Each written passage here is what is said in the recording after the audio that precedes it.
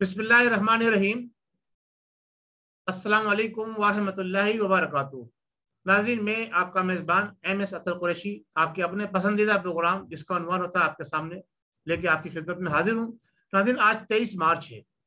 23 मार्च सन 1940 को करारदाद पाकिस्तान मंजूर हुई थी। ये पाकिस्तान डे के तौर पर हम मनाते हैं और आलम इस्लाम के अंदर जहाँ भी मुहिब वतन पाकिस्तानी मौजूद होते हैं, इस दिन को बड़े जोश और जज्बे और दिल की अथाह गहराइयों के साथ सेलिब्रेट करने की कोशिश करते हैं। तो आज मलेशिया में भी पाकिस्तान डे मनाया गया और ख़ास तौर से आज का प्रोग्राम 23 मार्च स्पेशल प्रोग्राम है। इसमें हम बात करेंगे आज मेरे ऊपर पाकिस्तान से एक हमारे मोहतरम फ्रीलांसर सहाफ़ी हैं शायान अली, उन्होंने मेहरबानी की है, वो मेरे साथ इस वक्त ऑनलाइन मौजूद हैं। वो कुछ सवालात करना चाहते हैं ओवरसीज पाकिस्तानियों से और कुछ मौजूदा जो हालात हैं उसके हवाले से कुछ पूछना चाहते हैं। तो आप देखते हैं उनका क्या सवाल आता है। आज का जो प्रोग्राम होगा वो सवालात और जवाबात की रोशनी में होगा। तो आगे बढ़ते हैं। कब्ल इसके कि हम आगे बढ़े, आपसे गुजारिश करूंगा कि AQ ग्लोबल यूट्यूब चैनल को सब्सक्राइब भी करें और इसके प्रोग्रामों को आगे शेयर भी किया करें और अपने कीमती राय से हमें नवाजा करें। बहुत शुक्रिया जी। शायान अली साहब, आप ऑनलाइन हैं? जी सर जी, अस्सलाम वालेकुम। वालेकुम सलाम जी। शायान साहब जी, आप बहुत शुक्रिया सबसे पहले कि आपने ये कहा कि हम आपसे कुछ सवाल करने हैं पाकिस्तान के लिए आज 23 मार्च के हवाले से। तो बिल्कुल मैं हाजिर हूँ जनाब। आप बताइए, आपका प्रोग्राम हम रिकॉर्ड कर रहे हैं, ये इंशाल्लाह ऑनलाइन हमारा यूट्यूब पर जाएगा। सर फर्स्ट ऑफ ऑल तो मैं आपको खराज तहसीन पेश करता हूँ। आप मलेशिया में बैठकर इतना जबरदस्त प्रोग्राम पाकिस्तान के लिए करते हैं कि ये पाकिस्तानियों के लिए भी बायस फख्र बात है कि आप मलेशिया से भी पाकिस्तान को याद रखते हैं। तो मेरा सर पहला सवाल है कि आज जैसे यौम पाकिस्तान है, इस हवाले से पाकिस्तान में तो खुशियां मना ही रहे हैं, तो आप मलेशिया में कैसे देखते हैं कि पाकिस्तान को किस अंदाज में वहां पर आप प्रेजेंट कर रहे हैं और पाकिस्तानी वहां पर किस तरह से इसको खुशियां मनाते हैं वहां पर? सबसे पहली बात तो जो आपने, बहुत शुक्रिया, आपने कहा कि हम पाकिस्तान में बैठ के और मलेशिया में बैठ के पाकिस्तान को जनाब अपने दिल में, पाकिस्तान हमारा दिल है, हमारी जान है, पाकिस्तान हमारी पहचान है, पाकिस्तान हमारी शनाख्त है। हम ओवरसीज पाकिस्तानी जहाँ कहीं भी होते हैं, चाहे वो पाकिस्तान के किसी भी सूबे, किसी भी खित्ते, किसी भी शहर, किसी भी गांव, किसी भी कस्बे से ताल्लुक रखते हैं, हम पाकिस्तानी कहलाते हैं।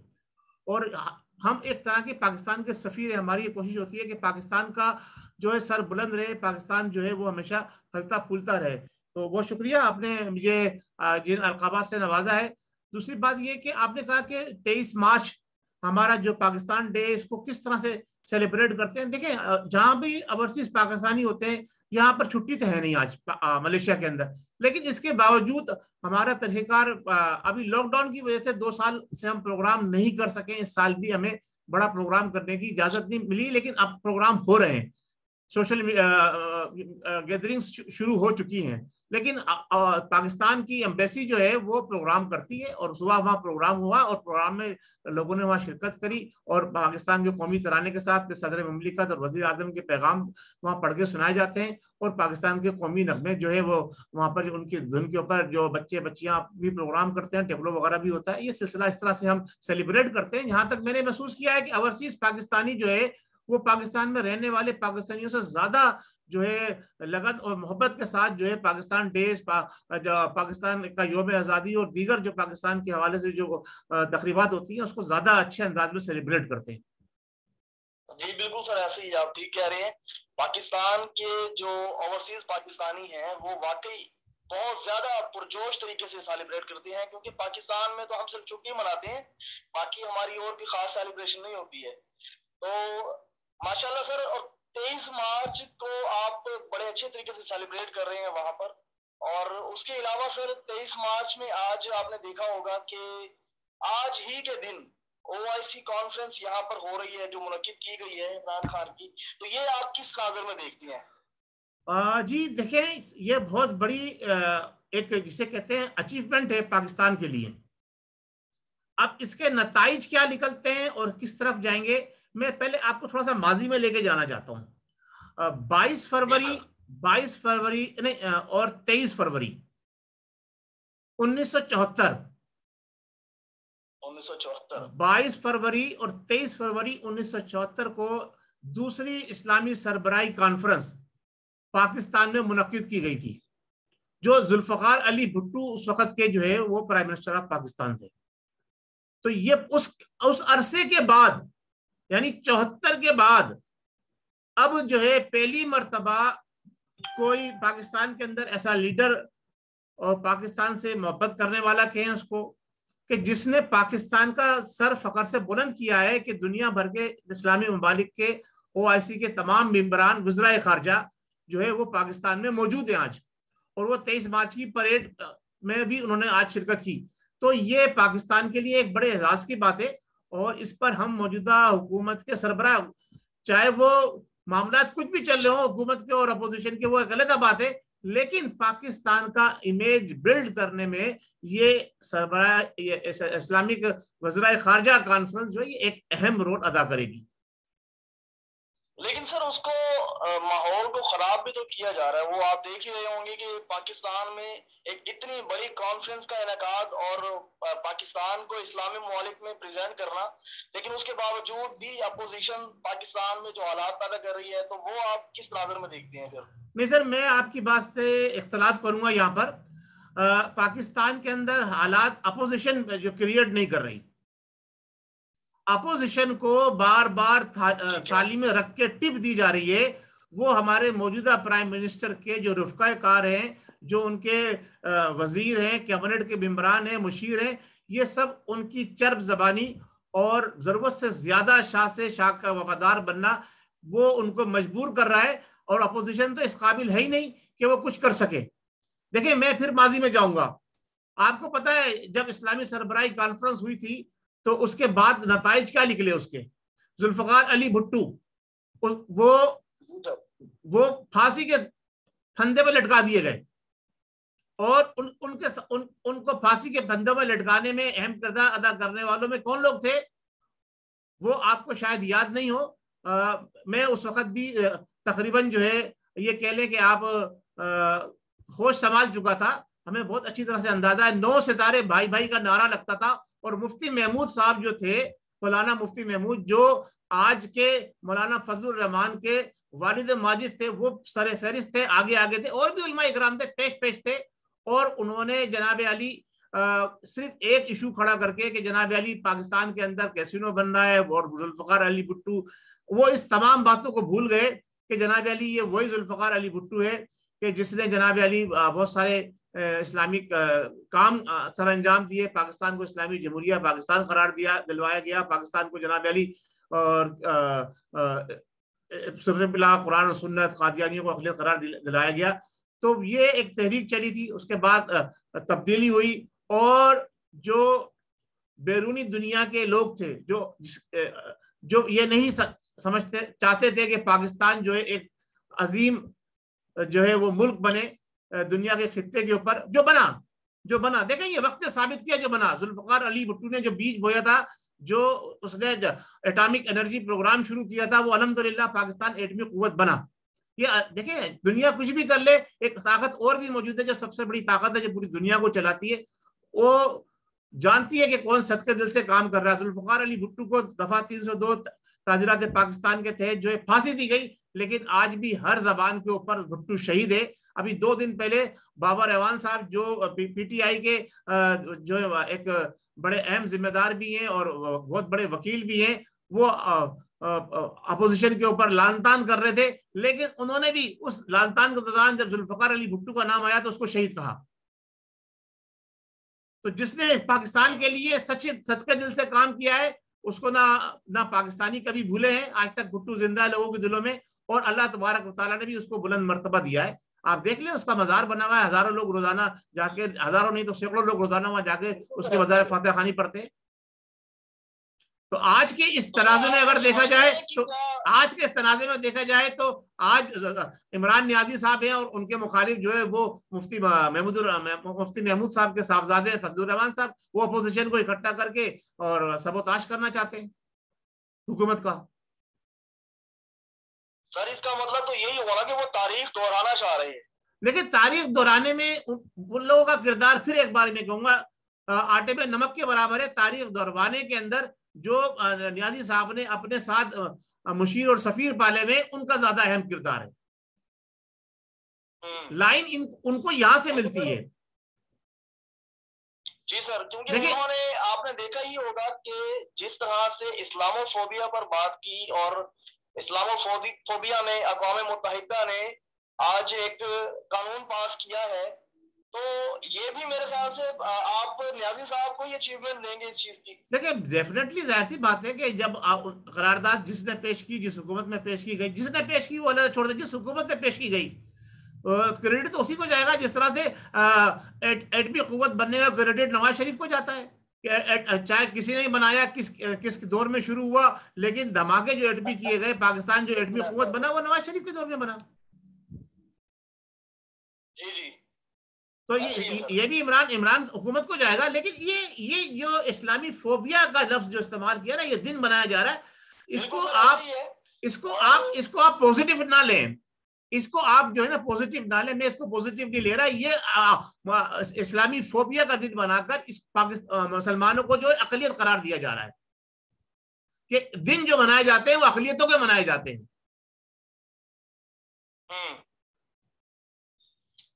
बिल्कुल ऐसा है सर। जी जन, कि यहूदी और ईसाई जो है वो पाकिस्तान को, मुसलमानों को खास तौर पर जी, वो बिल्कुल ही एक, यूं समझ लें कि एक थर्ड वर्ल्ड, गैर महज़ूब कौम समझती है। जी जी जी, गैर महज़ूब और थर्ड वर्ल्ड से भी ज्यादा गिरी हुई कौम समझ के उनका दिन मना रहे गए। गरीब गुरबा यतामा, चलो उनका दिन मनाओ, इनको इनको इनको आज के दिन इनको अहमियत दो।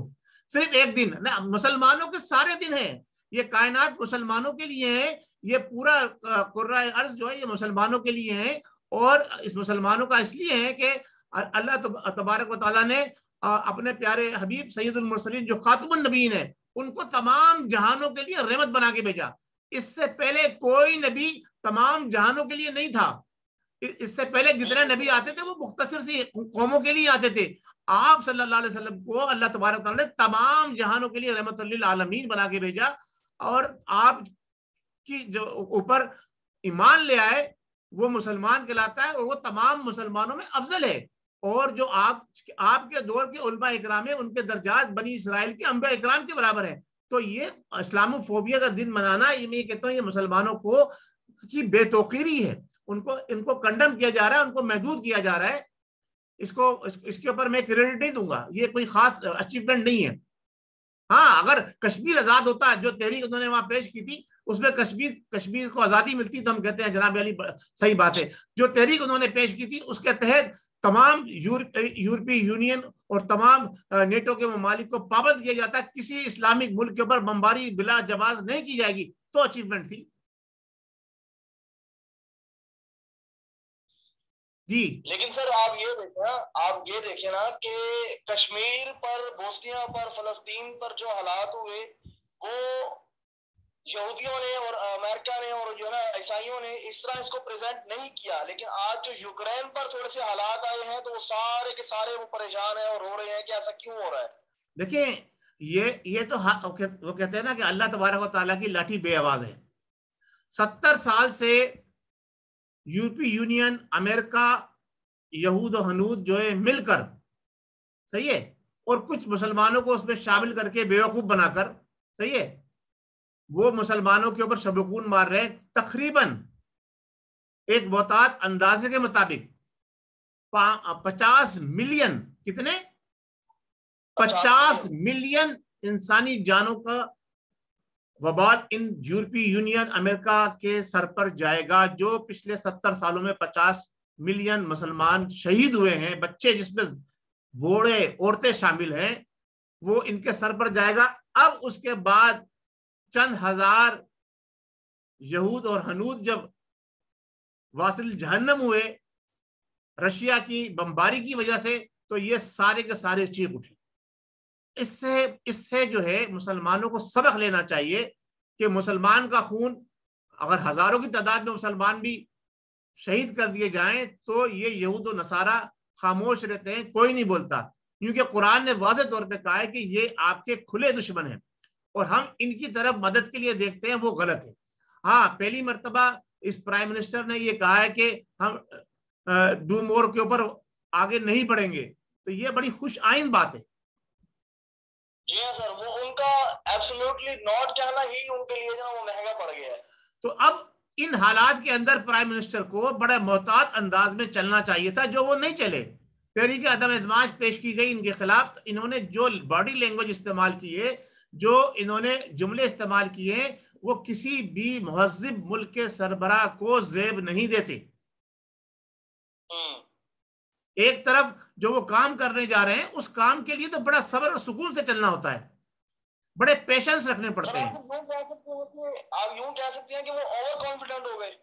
नहीं, बड़ा पेशेंस रखना। असल में देखें, अल्लाह तबारक व तआला जिससे चाहे काम ले ले।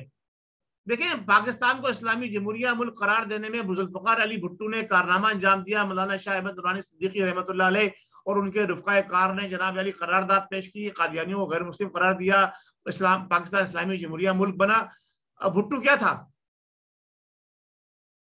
एक आम इंसान था, ना मजहब से उसका कोई ताल्लुक था, ना कोई दीन से उसका ताल्लुक था, ना कुरान पढ़ता था, ना नमाज पढ़ता था, शराबी भी था, जानी भी था, सारे मामला थे। वो कहता था, एडमिट करता था, लेकिन अल्लाह तबारक व तआला ने उससे जो काम लेना था वो काम लिया। तो मैं ये समझता हूं कि अल्लाह तबारक व तआला ने अगर नियाजी साहब को चुना है काम लेने के लिए, तो इनको पेशेंस से काम लेना चाहिए और देखना चाहिए कि इनके गिर्द जो टीम बनी हुई है वो इनको मुश्किलात में डाल रही है या इनके लिए आसानियां पैदा कर रही है। जो टीम इनके गिर्द है, जिसमें खास तौर से 3 नाम 4 में जरूर लूंगा, शेख रशीद साहब हो गए, फवाद चौधरी हो गए, और क्या नाम है अकबर, वो तो चले गए, अब दूसरे 2-3 और जो लोग हैं, ये सारे के सारे, शाह महमूद कुरैशी भी, इनको हमेशा मुश्किलात और परेशानियों में डालने वाले हैं। जो इनके अपने पीटीआई के जो वर्कर थे, इनके साथ चलकर आगे बढ़े थे, जिन्होंने जिनके कांधों पर चढ़ के यहां तक पहुंचे थे, अगर वो इनके साथ होते तो आज पाकिस्तान का मुकाम कुछ और होता। जो इन्होंने वादे किए थे वो वादे मुकम्मल होते। सर यूं कह लेना कि कप्तान खुद तो ठीक है, कप्तान की टीम ठीक नहीं है। नहीं, अब तो मैं कप्तान को भी ठीक नहीं मानता ना। देखे, एक टाइम पीरियड होता है। बिल्कुल जनाब, इसलिए देखें, एक टाइम पीरियड होता है, समझने में टाइम लगता है। 1 महीना, 2 महीने, 3 महीने, 6 महीने, साल, 1.5 साल, 2 साल, अब 4 साल हो गए। कप्तान अभी तक अपने लोगों को नहीं समझ सका। एक महकमे से उठा के दूसरे महकमे में, दूसरे महकमे से उठा के तीसरे महकमे में डाल देता है। क्या मजबूरियां हैं? जबकि अब तो कप्तान ये भी कह चुका है कि मेरी सारी जंजीरें खुल चुकी हैं, अब मैं आजाद हूं। जब आजाद है तो फिर आजाद होने का सबूत थे। अवाम के नाम पर वोट लेकर, अमन के नाम पर वोट लेकर, खुशहाली के नाम पर वोट लेकर, महंगाई को खत्म करने के नाम पर वोट लेकर, चोरों डाकुओं को गिरफ्तार करके पाबंद हासिल करने के नाम पर वोट लेकर जब ये आए हैं, आगे बढ़े हैं, तो फिर वो सारे इकदाम अब तक क्यों नहीं अमल में आए? अब आजाद हो गए, आजाद हुए भी इनको 3 महीने से ऊपर हो चुके हैं। जब इन्होंने ऐलान किया था कि अब मैं आजाद हूं, तो अब क्या कर रहे हैं? अभी तक कोई आजादी वाला काम करते हुए नजर नहीं आ रहे हमें। जी हाँ सर, सबसे बड़ी बात, इन्होंने नया पाकिस्तान का नारा दिया कि हम आपको नया पाकिस्तान देंगे और तब्दीली का नारा दिया, लेकिन वो 4 साल होने के बावजूद अवाम सिर्फ देख रही है रास्ता कि वो नया पाकिस्तान कब आएगा। जी बिल्कुल, देखें ना, गरीब गरीब से गरीब तर हो गया, अमीर अमीर से अमीर तर होता चला जा रहा है। चोर डाकू बनकर अब डाकुओं का सरदार बन गया, और जो जो क्या नाम है, लुटेरे जो है वो अब खुलेआम दंदनाते फिर रहे हैं पूरे मुल्क के अंदर। लॉ एंड ऑर्डर की सिचुएशन जो है वो बिल्कुल किसी के कंट्रोल में नहीं है। हुकूमत का कहीं नाम नजर नहीं आता, जो जिसका दिल चाहता है वो कर लेता है। हाँ, अदलिया जो है वो बड़े बड़े दावे करने के बाद अभी तक कुछ नहीं कर पाई हमारे। अब देखिए जुल्म की इंतहा, ये देखिए कि पड़ोसी मुल्क इंडिया एक मिसाइल दागता है, 200 किलोमीटर से ज्यादा हमारे पाकिस्तान के अंदर आके मिसाइल गिरता है, फटता है, हम खामोशी अख्तियार करके बैठ जाते हैं। अब हमारी अस्करी क़यादत भी जो है वो कहती है क्या जरूरत है लड़ने की, जब हमें ऐश और इशरत की जिंदगी गुजारने को हमें मौका मिला हुआ है। बिल्कुल सर, ऐसी है। अब हाँ, आप दूसरी बात मैं ये करूं, जो इस्लामिक वज़रा खाजरा कॉन्फ्रेंस बुलाई गई है, ये बड़े अच्छे मौके पे आई है। गो के स्पीकर के ऊपर जो है वो बड़ी लानतान हो रही है, अपोजिशन लानतान कर रही है। ठीक है, ये इजलास कहीं और भी रखा जा सकता था, जरूरी नहीं था कौमी असम्बली के सेक्रेटरिएट के अंदर ही रखा जाता। एनी हाउ, बस लेकिन ये कौम के लिए एक बेहतरीन संगे मील अगर साबित होगी, तो इसके जरूरत नताइज उस वक्त निकलेंगे जब हम ये देखेंगे कि इस्लामी सरबराही कॉन्फ्रेंस का मुश्तरका अलामिया क्या जारी हुआ।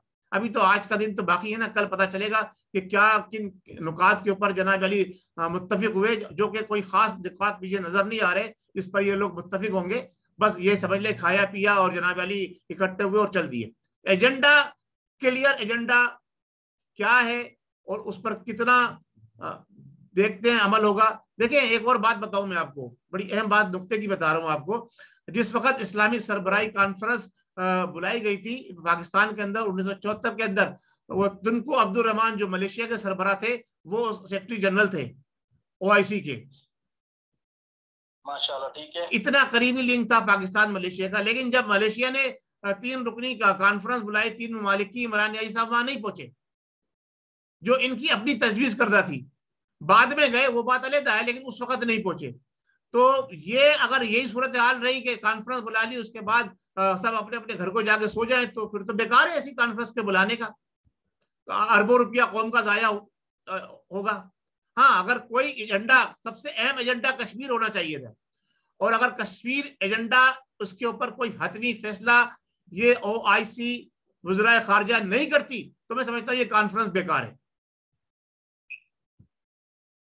सही, क्योंकि सर वो एजेंडा जो है वो मेन, वो जरूरी है। अगर उसके बगैर कुछ नहीं है तो फिर तो ये वाकई बेकार है सारा, और जितना खर्चा किया गया है तो वो तो कौम पर बर्डन ही होगा। जी जनाब, इस रही है तो मजीद और पिसेगी फिर। बहरहाल मैं कौम को पूरी को मुबारकबाद पेश करता हूँ कि जो ख्वाब अल्लामा इकबाल ने देखा था उसकी ताबीर हमें मिली, और कायद आज़म रहमतुल्लाह अलैह की क़यादत में जिन लोगों ने मुल्क वतन पाकिस्तान बनाने में अहम किरदार अदा किया, वैसे तो ये अतिया खुदाबंदी है, सही है, लेकिन जिन लोगों ने इसको बनाने में अहम किरदार अदा किया, जो हमारी माओ बहनों बेटियों ने कुर्बानियां दी, खून के नजराने पेश किए, अपनी जमीन जायदाद घर बार अपना वतन अपने बुजुर्गों की हड्डियां छोड़ी, वहीं पर वो काबिल सताइश है, वो काबिल तारीफ है। उनकी अजमत को मैं सलाम पेश करता हूँ, और ये उम्मीद करता हूँ कि मौजूदा नस्ल जो हमारे असलाफ ने हमें एक आज़ाद रियासत इस्लामी बनाकर दी है, उसको परवान चढ़ाने में अपना अहम किरदार अदा करेंगे, सच और हक का साथ देंगे, और जो कुव्वत इस्लाम दुश्मन कुव्वतें हैं जिसमें कादियानी सर फहरिस्त है, उनको सामने रखते हुए ऐसे इकदाम किए जाएंगे कि मुल्क की अस्करी इदारों खास तौर से और मुल्क की बड़ी आला पोस्टों के ऊपर कोई भी उन जो जिसे कहते हैं कादियानी वहां पर फाइज ना हो, क्योंकि ये कभी पाकिस्तान के नहीं हुए। और इसी तरह से यहूद और नसारा से दोस्ती को मुख्तसर करके अपने बाजू के ऊपर खड़े हों। ये जिसे कहते हैं ना, आईने जवा मर्दा हक गोई व बेबासी, खासा ने रसूल वक्त दुआए उम्मत पे तेरी आ गया जब वक्त पड़ाए। वो कहते हैं कि मोमिन हो तो बेतेग भी लड़ता है सिपाही, काफिर हो तो करता है शमशीर पे भरोसा। तो हम मुसलमान हैं, और हम तो जान देते हैं इसलिए कि हमें जन्नत मिलेगी, हमें वो मुकाम मिलेगा जिसका रब ने हमसे वादा फरमाया है, और वो वादा ला शरीक वही जात है जो हर वादे को पूरा करती है। उसके अलावा दुनियादारी के वादे सब अपनी जगह रह जाएंगे। तो अब मैं पाकिस्तान के मुसलमानों को, पाकिस्तान के हुक्मरानों से, मुसलमानों को मुबारकबाद पेश करता हूँ, हुक्मरानों से गुजारिश करता हूँ, खासतौर से अदलिया और अस्करी इदारों से, कि वो ऐसे इकदाम उठाएं कि जिससे पाकिस्तान सही मानों में जिस मकसद के लिए पाकिस्तान हासिल किया था, इस्लामी जमहूरिया पाकिस्तान, नजरिया इस्लाम की बुनियाद पर यह मुल्क बना, हम उसकी बहारें इस मुल्क में देख सके। जी सर, कोई आपके पास सवाल है तो बता दीजिए, मैं फिर इजाजत लूंगा अपने अपने व्यूअर से कि सर आज जी सर बहुत शुक्रिया, आज आपने बहुत ही खूबसूरत अंदाज में पाकिस्तान को प्रेजेंट किया, तारीख दोहराई, और माशाल्लाह बहुत ही अच्छी बातें की हैं। आपका बहुत शुक्रिया कि आपने मुझे अपने प्रोग्राम में लिया। और सर आज के मेरे जो सवाल थे वो मेरे ख्याल से वो यही तक थे। इंशाल्लाह फिर कभी किसी मौके पर आपसे मुलाकात होगी। बहुत शुक्रिया। अस्सलाम वालेकुम वरहमतुल्लाहि वबरकातुहू। पाकिस्तान जिंदाबाद। नाजरीन, हमारा प्रोग्राम कैसा लगा, आपकी फीडबैक का इंतजार रहेगा।